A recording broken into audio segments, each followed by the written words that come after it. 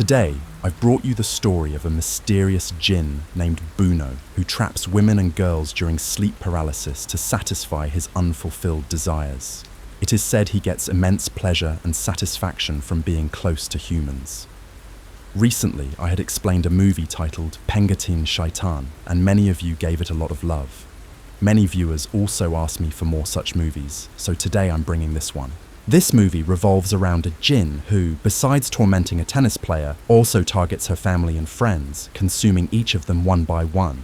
But what exactly did this girl do to attract the jinn's wrath? So, if you ever feel paralyzed in your sleep or sense something sitting on your chest, then this video is for you. And if you love horror movies, check out my channel. You'll find many thrilling horror movie explanations without missing a single detail. Let's begin the explanation. The movie opens with a girl who appears to be experiencing sleep paralysis, and a supernatural force is using her condition for its own purposes. The scene then shifts to the national tennis camp in Bandung, where we meet Tanya, the movie's lead, playing a match against Nurul. Her coach Benny, who's also her father, isn't happy with her playing technique, even though Tanya wins the match. According to him, she won't be able to win the upcoming games in Jakarta with such techniques, especially since Nurul's style was technically superior. That night, Tanya is seen with her boyfriend Chowki. Their conversation reveals that Tanya's family wants her to be nothing but a tennis player, putting her under intense pressure, something Chowki dislikes. Later, Tanya goes to her roommates. Nurul shares that since her breakup, she frequently experiences sleep paralysis and wakes up feeling very light. Silmi asks her if she accidentally summoned the Buno jinn. Initially, everyone laughs off Silmi's comment, but she insists the jinn has been around for centuries and still roams the earth seeking new victims. He gets pleasure from feeding off humans and especially targets girls who are bold, have summoned him, or are mentally depressed and living alone. He visits at midnight, and when he interacts with a girl, she feels paralyzed. That's why, in the olden days, girls were never allowed to sleep alone. Though Silmi's words sound strange, Tanya asks if she has ever summoned Buno. Silmi doesn't directly answer, but says she knows how to summon him. Later, we see Tanya in front of a mirror chanting a mantra Silmi mentioned. Suddenly, the lights begin to flicker, scaring everyone. Leona comes in and attributes it to rain. They all go to sleep. That night, the mirror shows a shadow of the jinn and shatters. At midnight, Nurul again experiences sleep paralysis and gets up to leave. Tanya sees her and follows. Despite Tanya's calls, Nurul climbs to the rooftop and jumps, killing herself. Tanya is in shock and screams loudly. The story moves forward by 7 days. Tanya wakes up disturbed, still haunted by Nurul's death. Her mother, Samana, a social influencer, is busy making videos, while her father Benny doesn't support this lifestyle, leading to tension. Tanya's brother Timo is also unhappy with their mother's online presence. Tanya hasn't been sleeping well, plagued by nightmares of Nurul. That day, on the tennis court, Chowki visits and is displeased by her revealing outfit. He tells her not to wear such clothes. Her father arrives and reminds her to focus on practice. Meanwhile, Samana is shown getting anti-aging injections and uploading her photos and videos online. She tells her doctor she wants her body to be like it was before having 2 kids. Timo overhears his friends making vulgar comments about their mother's pictures and gets triggered. It's revealed that Timo has breathing issues. Back at practice, Tanya sees Nurul's ghost while trying to hit the ball and collapses. Her father advises her to rest and forget Nurul as her qualifying match is near. Later, while driving home, Tanya senses something strange, perhaps the jinn trying to assert his presence. She gets scared when she sees Nurul's spirit in her car. That evening, while swimming, 2 long arms pull Tanya underwater. She escapes but doesn't understand what's happening. The next morning, she finds marks on her neck, exactly where the jinn held her. While dropping Timo at school, he tells her he doesn't like how their mom makes videos, as his classmates pass inappropriate comments. It's revealed that when Samana was pregnant with Timo, Tanya's father was having an affair. This caused their separation. That night, Tanya again experiences a strange sensation, as if someone is playing with her body, and she unwillingly enjoys it. A hand emerges from under her bed. She suddenly wakes and sees Buno jinn on top of her. She tries to escape but fails. The jinn screams, and black marks appear around her eyes. Later, Tanya asks Chowki if he believes in sleep paralysis. She feels someone sits on her at night, and she can't move. Chowki dismisses it, But then he sees the marks on her neck and suspects Tanya is cheating on him. He becomes furious and accuses her. Tanya calms him down, but inside, it seems something else has taken over her. At practice, Tanya plays poorly.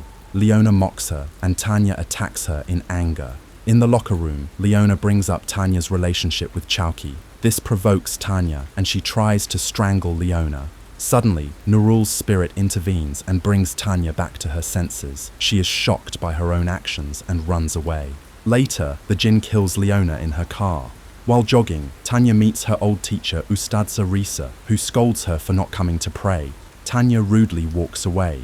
The jinn greets Risa, and she realizes something is wrong with Tanya. That night in the bathroom, Tanya messages Silmi, asking to meet and talk about the jinn. But Silmi doesn't reply. Tanya, frustrated, sends angry messages and leaves. We see Buno Jin sitting near the bathtub.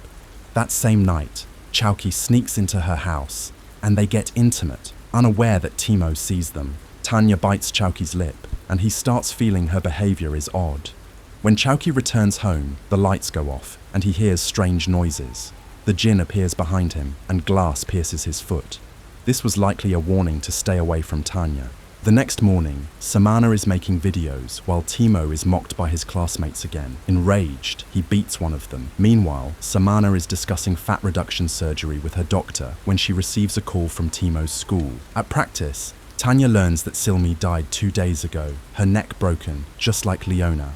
Tanya breaks down emotionally. A boy tries to comfort her, and Chowki walks in, misunderstands, and starts a fight.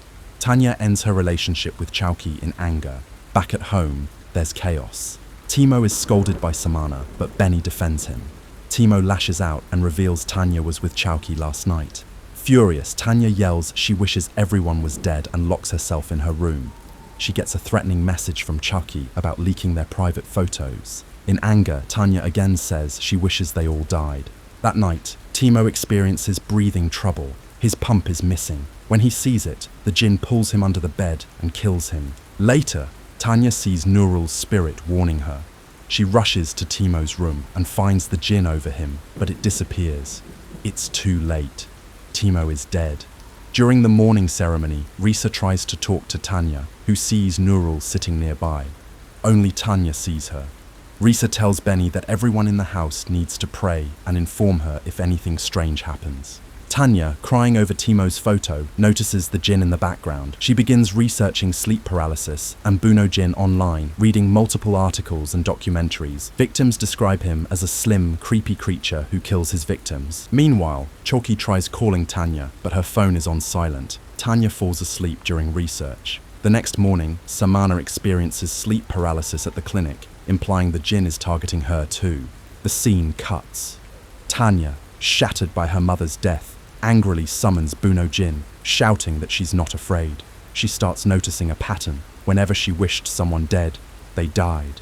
She rushes to her father's room and stops him from killing himself. She admits that everything is happening because she summoned the jinn during sleep paralysis. The jinn seems to obey her, killing those she subconsciously wishes harm upon. Realizing Chowki is next, she checks her phone, several missed calls. She tells her father not to sleep and rushes to Chowki's house.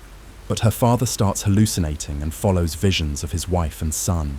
Chowki, now possessed, puts his hand in a running grinder, badly injuring himself. Tanya's car crashes due to overspeeding.